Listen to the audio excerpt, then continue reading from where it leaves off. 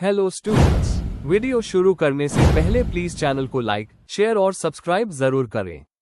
एक important information, अगर आपको इस वीडियो के नोट्स चाहिए तो डिस्क्रिप्शन बॉक्स में दिया गया डाउनलोड लिंक चेक करें। Thank you. चलिए शुरू करते हैं। इस वीडियो में हम पढ़ेंगे BLI 221 library, information and society के प्रीवियस ईयर क्वेश्चन और most important questions with answers. ये क्वेश्चंस आपके एग्जाम के लिए बहुत इंपॉर्टेंट है। अगर आपने ये अच्छे से कर लिए तो एग्जाम निकलना पक्का है। Let's begin. Question 1, define special library, discuss its role in society. Question explanation, इस क्वेश्चन में हमें पहले स्पेशल लाइब्रेरी का मतलब बताना है और फिर समाज में उसकी रोल एक्सप्लेन करनी है। हमें ये भी लिखना है कि ये लाइब्रेरी दूसरी लाइब्रेरी से कैसे अलग है और रिसर्च, एजुकेशन और प्रोफेशन के लिए कैसे यूजफुल है। आंसर। इंट्रोडक्शन, लाइब्रेरी सिर्फ किताबों का कलेक्शन नहीं होती बल्कि नॉलेज शेयर करने का एक जरिया होती है। जैसे पब्लिक, एकेडमिक और नेशनल लाइब्रेरीज जनरल रीडर्स के लिए होती है, वैसे ही एक और कैटेगरी होती है जिसे हम स्पेशल लाइब्रेरी कहते हैं। स्पेशल लाइब्रेरी एक पर्टिकुलर सब्जेक्ट या डिसिप्लिन के लिए होती है, जैसे लॉ, मेडिसिन, बिजनेस या साइंस। 20वीं सेंचुरी में रिसर्च इंस्टीट्यूशंस के बढ़ने के साथ इसका कॉन्सेप्ट पॉपुलर हुआ।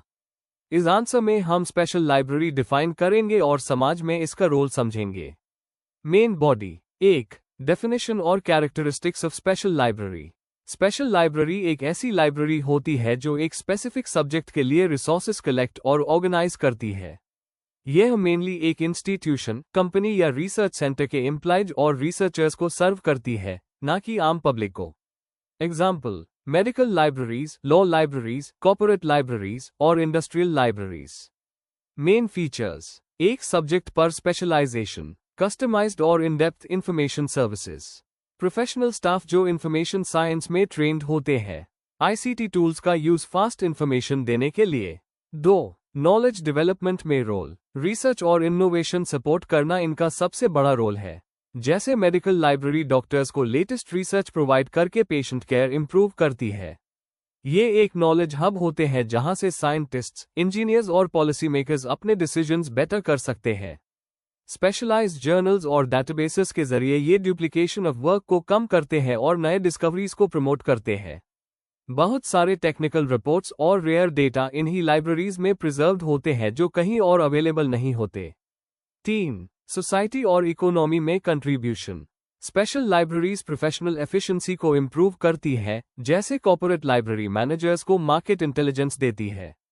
ये एजुकेशन और कंटिन्यूअस लर्निंग को प्रमोट करती है, जिससे ह्यूमन रिसोर्स डेवलपमेंट होता है। इनोवेशन को सपोर्ट करके ये इनडायरेक्टली इकोनॉमिक ग्रोथ और नेशनल डेवलपमेंट में मदद करती है। पॉलिसी मेकिंग में भी उनकी रोल इंपॉर्टेंट है, जैसे गवर्नमेंट लाइब्रेरीज लॉ मेकर्स को क्रूशियल डेटा प्रोवाइड करती है। 4. चैलेंजेस और फ्यूचर रोल। आज के डिजिटल टाइम में यूजर्स ऑनलाइन रिसोर्सेज प्रेफर करते हैं, इसलिए स्पेशल लाइब्रेरीज को अपनी सर्विसेज अपडेट करनी पड़ती है। बजट कंस्ट्रेंट्स और स्पेशलाइज्ड रिसोर्सेज के हाई कॉस्ट भी एक चैलेंज है। फिर भी नॉलेज इकोनॉमी और एविडेंस बेस्ड डिसीजन मेकिंग के जमाने में इनका रोल और इम्पोर्टेंट हो गया है। फ्यूचर में ये डिजिटल इंफॉर्मेशन सेंटर्स बनकर कस्टमाइज्ड और रियल टाइम सर्विसेज प्रोवाइड करेगी। कंक्लूजन, आखिर में स्पेशल लाइब्रेरीज एक स्पेशलाइज्ड इंफॉर्मेशन प्रोवाइडर होती हैं जो सोसाइटी के लिए बहुत इंपॉर्टेंट रोल प्ले करती है। यह रिसर्च, प्रोफेशनल डेवलपमेंट और पॉलिसी मेकिंग में सपोर्ट करती है और नेशनल प्रोग्रेस में कंट्रीब्यूट करती है। डिजिटल चैलेंजेस के बावजूद यह टेक्नोलॉजी अडॉप्ट करके अपनी सर्विसेज और यूजफुल बनाती रहेंगी। If you need the notes of this video, there's a download link in the description box. Be sure to check it out. Thank you. Let's see the next question. Question 2. State the 5 laws of library science. Discuss the implications of 4th law of library science. Question explanation. इस क्वेश्चन में हमें पहले रंगनाथन के 5 laws of library science को explain करना है। उसके बाद फोकस करना है 4th law, save the time of the reader, पर। इसका मतलब, इंपॉर्टेंस और लाइब्रेरीज में इसका क्या इम्पैक्ट है। Answer. Introduction, doctor SR Ranganathan, जिसे हम father of library science in India कहते हैं, ने 1931 में 5 लॉज ऑफ लाइब्रेरी साइंस दिए थे। यह लॉज लाइब्रेरी के लिए एक गाइडिंग प्रिंसिपल की तरह काम करते हैं। इनका उस हर लाइब्रेरी के डेवलपमेंट और सर्विस इंप्रूवमेंट में होता है। इन 5 लॉज में से 4th law, save the time of the reader, बहुत इंपॉर्टेंट है क्योंकि ये रीडर सेंटर्ड सर्विसेज को हाईलाइट करता है। इस आंसर में पहले हम 5 लॉज को समझेंगे और फिर 4th लॉ पर डिटेल में बात करेंगे। Main body. 1. The 5 laws of library science. पहला law, books are for use. Books को स्टोर करने के लिए नहीं बल्कि उस करने के लिए रखा जाता है। लाइब्रेरी का काम एक्सेस देना है। दूसरा लॉ, एवरी रीडर हिज और हर बुक। हर रीडर का हक है कि उसको अपनी जरूरत की किताब या इंफॉर्मेशन मिले। तीसरा law, every book it's reader. Library की हर किताब का कोई ना कोई रीडर होता है। कोई किताब बेकार नहीं रहनी चाहिए। चौथा law, save the time of the reader. Library ऐसी होनी चाहिए जहां रीडर को अपनी इंफॉर्मेशन जल्दी और आसानी से मिल जाए। पांचवा law, library is a growing organism. Library को हमेशा बदलते जमाने के हिसाब से ग्रो और अपडेट करना चाहिए। 2. 4th लॉ का मतलब, save the time of the reader का सिंपल मतलब है कि रीडर का टाइम सबसे इंपॉर्टेंट है। लाइब्रेरी की सारी सर्विसेज और ऑर्गेनाइजेशन इस तरह डिजाइन होनी चाहिए कि यूजर को जल्दी से जल्दी उनकी इंफॉर्मेशन मिल जाए। ये एक सर्विस ओरिएंटेड सोच है। लाइब्रेरी की एफिशिएंसी इसी बात से जज होती है कि वो यूजर का टाइम कितना सेव करती है। 3. 4th लॉ के implications. A. Organization of library resources. Books को प्रॉपर क्लासिफिकेशन और कैटलॉगिंग के साथ अरेंज करना। OPAC और क्लियर शेल्फ अरेंजमेंट से सर्च इजी होता है। B. User friendly services. Fast issue return system और रेफरेंस डेस्क से यूजर्स को हेल्प मिलती है। लाइब्रेरी ओरिएंटेशन और ट्रेनिंग न्यू यूजर्स का टाइम सेव करते हैं। C. टेक्नोलॉजी का यूज। डिजिटल लाइब्रेरी, रिसोर्सेस और ऑनलाइन डेटाबेसेस इंस्टेंट एक्सेस देते हैं। बारकोड और RFID जैसे टूल्स सर्कुलेशन टाइम कम करते हैं। D. Reader centred policies. Flexible rules, extended hours और रिमोट एक्सेस रीडर्स का टाइम बचते हैं। Quick query response, email, chat, WhatsApp से सर्विस और इफेक्टिव होती है। 4. एग्जाम्पल्स। दिल्ली पब्लिक लाइब्रेरी में RFID और कंप्यूटराइज्ड कैटलॉग्स यूज होते हैं जो टाइम सेव करते हैं। OCLC रिसोर्स शेयरिंग और क्विक रिट्रीवल के लिए फेमस है। यूनिवर्सिटीज 24/7 डिजिटल एक्सेस देते हैं जिससे रीडर्स को कन्वीनियंस मिलता है। कंक्लूजन। रंगनाथन के 5 लॉज हर लाइब्रेरी के लिए गाइडिंग प्रिंसिपल है। इनमें से 4th law, save the time of the reader, सबसे ज्यादा रीडर सेंटर्ड अप्रोच को हाईलाइट करता है। आज के डिजिटल जमाने में टेक्नोलॉजी और स्मार्ट सर्विसेज के थ्रू लाइब्रेरीज इस लॉ को और इफेक्टिवली अप्लाई कर रही है। जो लाइब्रेरी रीडर्स का टाइम सेव करती है वही उनके लिए सबसे वैल्यूएबल होती है। If you need the notes of this video, there is a download link in the description box. Be sure to check it out. Thank you. Question 3. Discuss the salient features of Andhra Pradesh Public Libraries Act, 1960. Question explanation. इस क्वेश्चन में हमें Andhra Pradesh public libraries act 1960 के main provisions और features बताने हैं। हमें इसका background, objectives, administration, funding system और पब्लिक लाइब्रेरी मूवमेंट पर इसका इम्पैक्ट एक्सप्लेन करना है। आंसर। इंट्रोडक्शन। पब्लिक लाइब्रेरीज समझ के लिए बहुत जरूरी होते हैं क्योंकि ये लिटरेसी, एजुकेशन और नॉलेज को प्रमोट करते हैं। इंडिया में कई स्टेट्स ने लाइब्रेरी लेजिस्लेशन बनाए हैं। Andhra Pradesh public libraries act 1960 उनमें से एक पहली और सबसे इंपॉर्टेंट लॉ थी। इस एक्ट ने एक प्रॉपर फ्रेमवर्क दिया जिससे लाइब्रेरीज को सिस्टमैटिकली डेवलप और मैनेज किया जा सके। यह एक्ट बाकी स्टेट्स के लिए भी एक मॉडल बना। Main body. 1. बैकग्राउंड और objectives of the act. Andhra Pradesh public libraries act 1960 state बनने के थोड़े साल बाद पास की गई। इसका मैं मकसद एक सिस्टमैटिक और democratic public library system create करना था। ये एक्ट सभी लोगों तक एजुकेशन, रीडिंग हैबिट और कल्चरल डेवलपमेंट को पहुंचाना चाहता था। ऑब्जेक्टिव्स। स्टेट के हर रीजन में एक यूनिफॉर्म लाइब्रेरी सिस्टम एस्टैब्लिश करना, हर सिटीजन को फ्री इंफॉर्मेशन एक्सेस देना, लिटरेसी और लाइफलॉन्ग लर्निंग को प्रमोट करना, रूरल और अर्बन दोनों एरियाज में लाइब्रेरी सर्विसेज प्रोवाइड करना। 2. Administrative structure. इस एक्ट ने अलग अलग लेवल्स पर लाइब्रेरी मैनेजमेंट के लिए एक क्लियर स्ट्रक्चर दिया। State library authority. State library committee जिसका head director of public libraries होता था, पॉलिसीज बनाता और मॉनिटर करता था। यह स्टेट लेवल पे सबसे ऊपर का प्लानिंग और कोऑर्डिनेशन बॉडी था। जिला ग्रंथालय समिति। हर डिस्ट्रिक्ट में एक ग्रंथालय समिति बनती थी जो डिस्ट्रिक्ट के लाइब्रेरीज मैनेज करती थी। इससे रूरल और स्मॉल टाउन्स तक लाइब्रेरी सर्विसेज पहुंचती थी।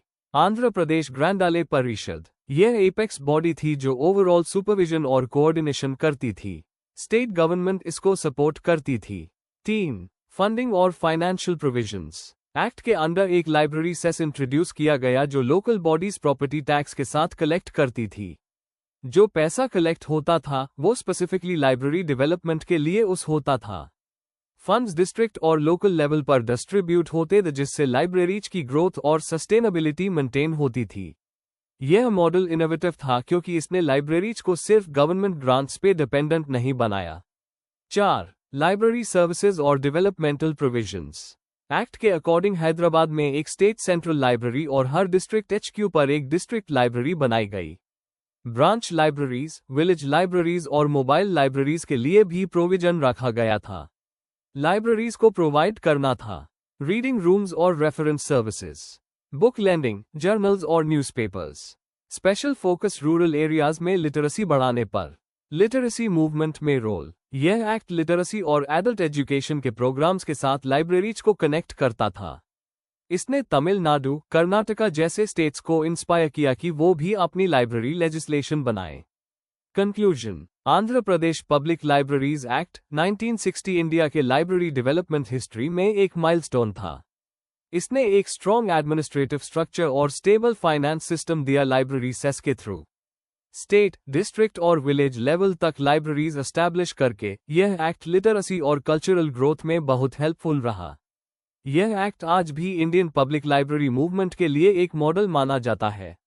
If you need the notes of this video, there's a download link in the description box. Be sure to check it out. Thank you. Question 4. Define library network. Discuss the services of OCLC. Question explanation. इस क्वेश्चन में 2 parts है। पहले हमें library network की definition और उसकी importance explain करनी है। दूसरा part OCLC online computer library centre की सर्विसेज पर डिटेल डिस्कशन है, जिसमें हमें बताना है कि OCLC लाइब्रेरीज को कैसे सपोर्ट करता है कैटलॉगिंग, रिसोर्स शेयरिंग और डिजिटल सर्विसेज के थ्रू।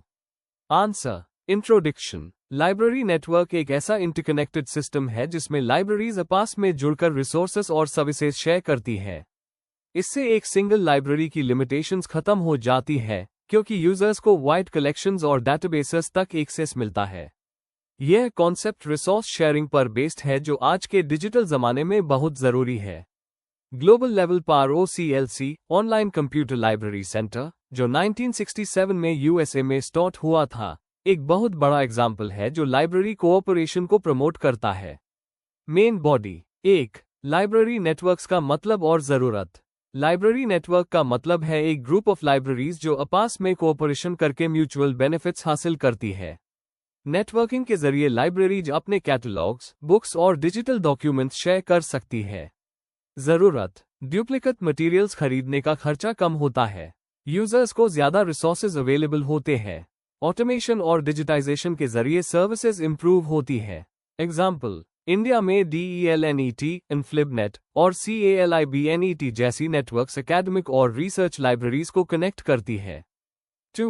OCLC एक overview. OCLC online computer library centre 1967 में ओहायो, USA में एस्टेब्लिश हुआ।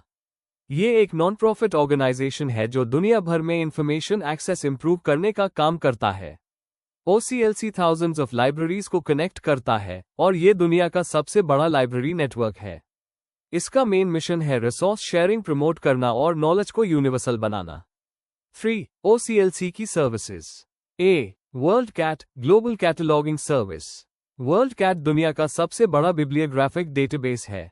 इसमें मिलियंस ऑफ रिकॉर्ड्स हैं जो लाइब्रेरीज ने कंट्रीब्यूट किए हैं। लाइब्रेरीज अपने कैटलॉगिंग रिकॉर्ड्स डायरेक्टली यूज कर सकती है, टाइम और पैसा दोनों बचते हैं। एग्जाम्पल, एक इंडियन यूनिवर्सिटी वर्ल्ड कैट के थ्रू US लाइब्रेरी से रिक्वायर्ड बुक ट्रेस कर सकती है। B. इंटरलाइब्रेरी लोन ILL और resource sharing. OCLC interlibrary loan system देता है जिससे लाइब्रेरीज आपस में रिसोर्सेज शेयर करती है। इससे छोटी लाइब्रेरीज भी अपने यूजर्स के लिए डिमांड मीट कर पाती है। C. मेटाडेटा और cataloguing services. OCLC standardised metadata records बनाता है। इससे बिब्लियोग्राफिक डिस्क्रिप्शन यूनिफॉर्म और एक्यूरेट होती है। मार्क रिकॉर्ड्स इसके बेस्ट एग्जाम्पल्स हैं जो वर्ल्ड वाइड यूज होते हैं। डी, डिजिटल और virtual library services. OCLC digital resource management tools देता है जैसे कंटेंटिडियम। इसके थ्रू लाइब्रेरीज अपने डिजिटल कलेक्शंस को मैनेज और प्रिजर्व कर सकती है। ए, रिसर्च और ट्रेनिंग। OCLC नए रिसर्च प्रोजेक्ट्स करता है जिससे लाइब्रेरी टेक्नोलॉजीज इंप्रूव होती है। साथ ही ट्रेनिंग और वर्कशॉप्स प्रोवाइड करता है लाइब्रेरियंस को। 4, इंफॉर्मेशन सोसाइटी में OCLC की इंपॉर्टेंस। OCLC ग्लोबल कोऑपरेशन को प्रमोट करता है। डेवलप्ड और डेवलपिंग कंट्रीज के बीच इंफॉर्मेशन डिवाइड को ब्रिज करता है। मेटाडेटा और टेक्नोलॉजी सॉल्यूशंस के जरिए लाइब्रेरीज को मॉडर्न बनाता है। एग्जाम्पल, इंडिया के कई इंस्टीट्यूशंस अपनी कलेक्शंस को OCLC के ग्लोबल कैटलॉग से लिंक करते हैं। कंक्लूजन, आज के इंफॉर्मेशन एज में लाइब्रेरी नेटवर्क्स की बहुत बड़ी इंपॉर्टेंस है क्योंकि ये कोऑपरेशन और एक्सेस को प्रमोट करते हैं। OCLC ने अपनी कैटलॉगिंग, रिसोर्स शेयरिंग और डिजिटल सर्विसेज के थ्रू लाइब्रेरीज की फंक्शनिंग को रिवॉल्यूशनाइज कर दिया है। ये छोटी और बड़ी लाइब्रेरीज को इक्वल अपॉर्चुनिटीज देता है और नॉलेज को यूनिवर्सल बनाता है। इंफॉर्मेशन सोसाइटी में OCLC एक पावरफुल मॉडल है लाइब्रेरी नेटवर्किंग का। Before we end, please like, share and subscribe the channel for more such study materials and one important information अगर आपको नोट्स चाहिए तो डिस्क्रिप्शन बॉक्स में डाउनलोड लिंक दिया हुआ है, जरूर चेक करें। Thank you.